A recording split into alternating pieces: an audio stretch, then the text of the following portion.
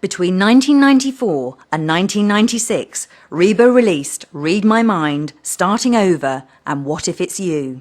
And of course they reached the Platinum Plateau. There was a second Grammy in 1994, the Country Music Award, the Music City Award, the People's Choice Award. On June 15th, 1998, there was one particular award that Reba has declared meant the most to her. The TNN Music City News Country Awards honoured her with the Minnie Pearl Award in recognition of her charity works on behalf of the Salvation Army, Texoma Medical Centre, Children's Medical Research and Habitat for Humanity. Her own comment during the acceptance speech was, "It's the giving back that heals the heart." Reba and Starstruck are now wired. RebaNet is an internet fan site and mailing list maintained by Starstruck.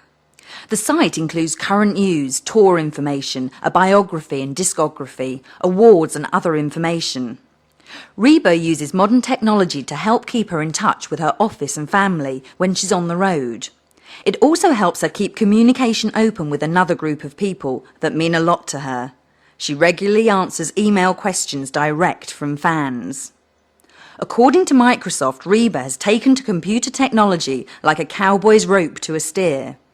Reba decided to embrace new technology for the release of her 25th album. In collaboration with Microsoft, she decided to include something more than just the 12 classic songs on the CD of If You See Him. The enhanced CD version has a host of multimedia features. It contains video clips, photographs, graphics and text for viewing on a computer screen. What is your audience? I mean, you see, you have strings and so on, and you go, which is super, you're Reba McEntire, you sell millions of albums, and you sing some wonderful songs, and some of these have big orchestras and so on. So you're a singer of fine songs. Thank you. What is your audience?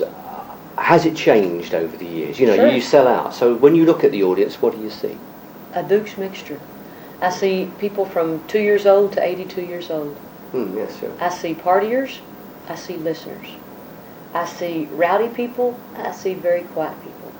I see lawyers and doctors. I see church people. I see teenagers with earrings in their noses and in their eyebrows and spiked hair. And I see cowboys and cowgirls in the audience.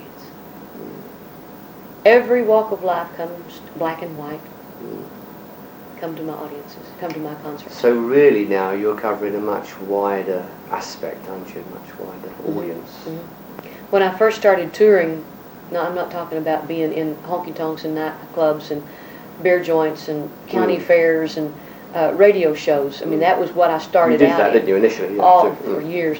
My first tour was in '83 with the Statler Brothers. They draw an older audience. Yeah. And so that's who I was touring with. The next tour was Mickey Gilley, Johnny Lee, and T.G. Shepherd, a little younger audience. And then I went with Conway Twitty. Then I went with Ronnie Millsap. So I was just borrowing their fans for 30 minutes. Well, thank God they became my fans too. And then when I started, the year I was touring with Conway Twitty, George Strait was in the middle slot. I was the opening act. And so it just kept growing and growing. Then I started headlining. And so I kept building my audiences. And that's what I don't expect anymore over here. I don't really expect anything. That way I'm hopefully going to be surprised. And I love to be surprised. But I don't expect to come over here to the UK and sell out 20,000 seat auditorium. I've got to build my audiences up just like I did in the States. I'm going to say you started again. Starting over. No, yeah. Really, if your music, for instance, is played on BBC radio, one of the joys over here is that you can have like BBC radio where you play a cross-section of music in one programme. You have country, jazz, everything, classic, and it's great. And we are now mimicking the States as far as getting a country radio station, great, a jazz and whatever, but we're losing what we had. A lot of Americans said it's great to have these shows where you have all formats of music, not just a rock station. People switch on all interest, all types of music, different genres, as I say, right. Which is good. So, yeah. Yeah.